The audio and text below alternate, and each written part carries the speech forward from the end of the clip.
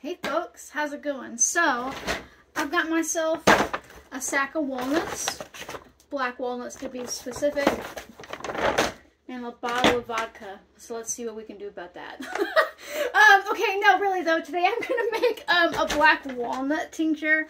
And the first thing you'll need is black walnuts. Now, if you just have English walnuts, you can do that too, but black walnuts have more of the compounds that we're after here. I would suggest gloves, but I ran out of gloves, so I'm just gonna raw dog it. We'll see how it goes. My hands are gonna get stained. That's why I suggest gloves, because you can make like black ink with these ladies. So I don't need to make a whole lot because honestly we don't really need it all that often here. But it's good to have on hand, and there are other things that I can do, and we've got black walnuts all over our area, so it's easy for me to come by. Now, black walnuts are really amazing if you are dealing with like fungal infections, both internally or topically, if you've got yeast overgrowth, if you've got a confirmed parasite, right? Also, she can be stimulating to the thyroid. But that's because she's one of the few natural, like, land-based sources of iodine. So she's like an emergency thing for iodine. But because of that, if you are somebody that's like living with like hyperthyroid, black walnut might not be the best choice for you because it'll stimulate thyroid production, and that's already trying to kill you. All right, you're gonna need a knife. Really suggest gloves. I'll probably regret this. No, I think I can wing it. Forgot my cutting board, just going to use my table. So sometimes I like to use like one of those hook razor blades that go around, but I also left that in the truck with the gloves, and the truck is far away right now in town, so I'm just going to roll with it. And you just have to take the green hull off. Now, you could, in theory, plop a couple of these in there and just tincture it that way, but if you want a stronger tincture, or at least a more like full tincture, you're going to want to take the hull off from the walnut that's completely edible on the inside. So what I'm going to do is I'm going to cut in as deep as I can, and I'm just going to roll it like this. See how I'm like rolling around the edge? I'm going to take a bet on if I slip and slice myself today, and these are relatively like soft. Ta-da! Black walnut smells amazing, by the way. And now I'm just going to see if I can finagle this thing. Extra, ta-da! Just like that. Now, my hands are fine on the outside, but you see that dark coloring? It's all going to turn black. So now I'm going to shove that in there. You could probably cut it up more. Again, we don't use a whole lot of this at the house because, you know, we don't have parasites and we're not dealing with SIBO or SIFO, but I do like to have some on hand. Like if you were dealing with like even like something like ringworm, which is actually a fungal infection, not a parasite, this would be fantastic to apply topically. It will stain though, so if you've got ringworm all over your face, you can choose ringworm, or you can choose stains from black walnut tincture, right? So let's see if the second one will be as magical, and it will, because, you know, having a good day. But maybe it'll fight me on the way out. Fight me on the way out. And if it fights me too much, oh, it's going to go behind and pop it out. My fingers might be a little black from touching them, but you can actually make an ink out of this, like an old school traditional ink. You can make this tincture, and then you can simmer the tincture down, right, until where there's basically nothing left besides like a black goop at the bottom, and that is a very, very, very strong ink. You can do all kinds of stuff with that. People use it to dye their hair. Right now you can see where I'm dyeing my my bandana, taking one for the team. Now, if I felt so inclined, I could like really chop these up even more, right, and so I could fit more in the jar, but I don't really feel the need to at the moment. I love the smell of black walnut. Unfortunately, the smell doesn't carry over to the tincture, so that lets me know that it's probably some sort of fatty soluble phenol, meaning I would need like I would need something like glycerin, which is a fatty alcohol, to grab onto the smell, but I'm not that concerned about it. I just enjoy her as she exists. Now you could also take these hulls and dry them and make an infused oil and use it topically for like fungal infections too. If you didn't want to use a tincture, that won't be as dark as a tincture. I think I can fit one more in this little reclaimed jar that I couldn't get the sticky off of. Right? But, you know, so if you do have parasites internally, if you are dealing with SIBO or SIFO, Black Walnut, tried to run away. Black Walnut is pretty fantastic for dealing with that. But she has this compound in her called Juglans. I'm probably not saying it right, but I have fun every time I try.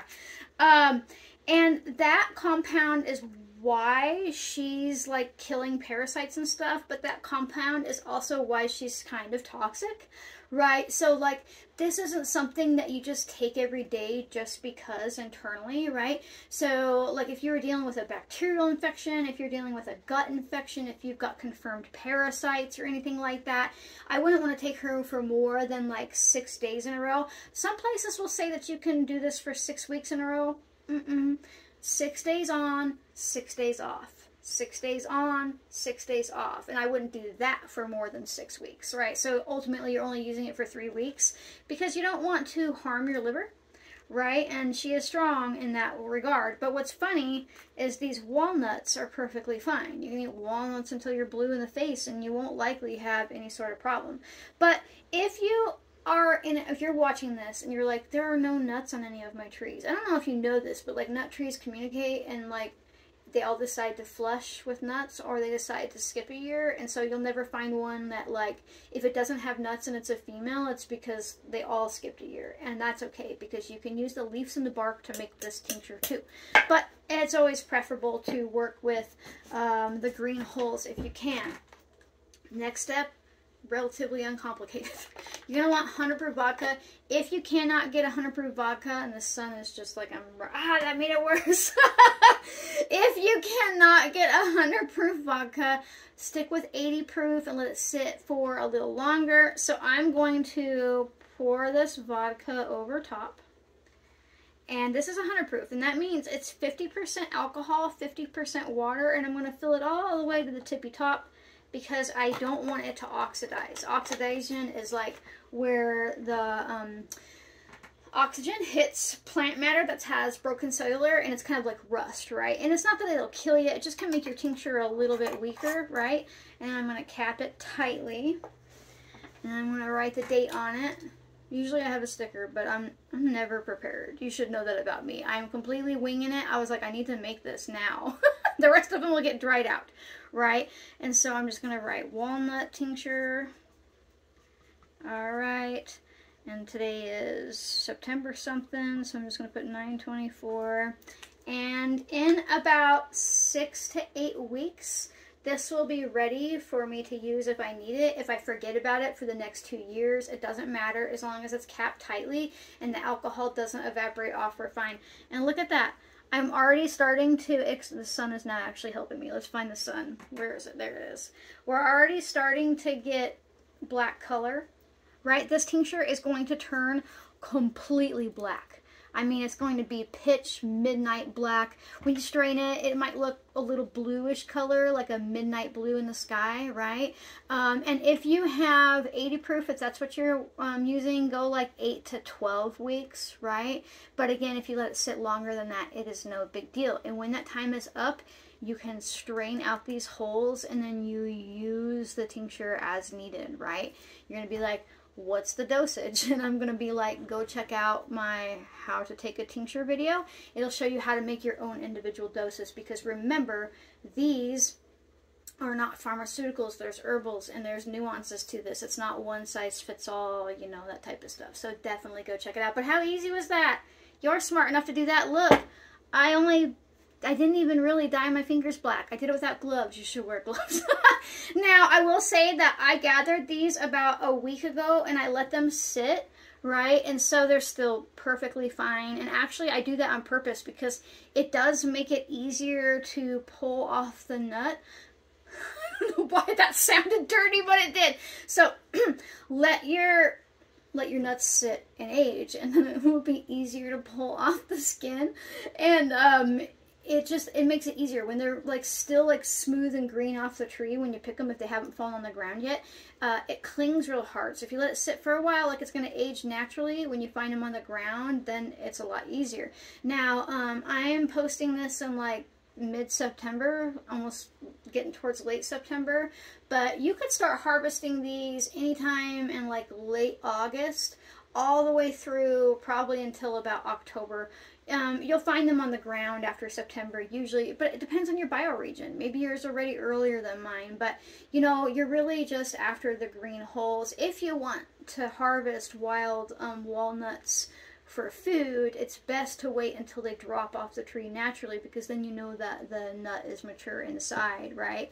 But black walnuts are overlooked for a food source because they are hard to crack. You need like a vise to like break these suckers open. But they're so tasty, and I think that they're far more flavorful than the average like English walnut. I think that they're really overlooked, and I see people cut down the trees all the time because they make a mess with their nuts, and I'm like, oh, there's so much food there. There's so much food. It's like so much protein available right there, and fatty acids and things that we need, right? Plus, you can make a really cool tincture. Look how dark that's getting already, right? And so now I'm just going to sit this in like a coolish dark place back here on my shelf, right? The sun comes in, but it never really hits. A lot of people think that they need to like hide their tinctures and like it's a vampire. Like if you ever get any light on it, it's like, but really, you can just sit it on your shelf. Just don't have it be in direct sunlight. You know, don't sit it next to your heater or your wood stove unless it's like a mushroom tincture, and that's a whole different process, right? But it's just going to sit there. Look, all these other ones that are just sitting there. They're fine. I'll grab them when I need them, and that might be a couple of years from now. Now, you can use that tincture topically like I talked about. For a long time, a step before I got my tattoo was to dye my chin with the black walnut ink. You know, you take your thumbnail and then you have the black thumb, and people accuse you of being a witch and being weird and stuff like that. But it was just a step for me. But that is so easy, and you can definitely do that. You can get out there, you can find these walnuts growing around you. Oftentimes, if you have like a park that used to be like, I don't know, like an old encampment or anything like that, walnut trees take a long time to mature, but you can also find them growing wild from abandoned homesteads, all kinds of stuff like that. Make a post in your local Facebook group. You could probably find somebody that's got walnuts that, especially if they're black walnuts, they don't value them. Like if you're like, hey, let me come get your English walnuts, they're like, yeah, right, give me like $50 a pound, right? But if you're like, I'm looking for black walnuts, they'd be like, take all you want, they make a mess in my yard, right? So think about it. Think about how you can find stuff that you're like, oh, I don't know if those are around me. Ask. Because probably they are, right? And you're smart enough to do this. You can make a tincture. You can bring your health back into your own hands. So, if you're tired of me rambling, but would still like to support my capacity to be a real human, to teach freely, all this kind of stuff, consider becoming a member. Members get early access to videos like this. It's a way to throw me a couple bucks a month, but if you can't afford, I don't even want you to worry about it, because I do release these once a week for everybody to watch. So it's not a paywall, it's a little bitty baby time wall. Also make sure that you like, comment, subscribe, turn on notifications, and share. Sharing is super important because it helps other people realize that they're smart enough to do this too. They can get out there, be just as curious as you, take their health back into their hands, and you can absolutely do this. So thank you so much for watching, folks. I'll see you next time. Bye.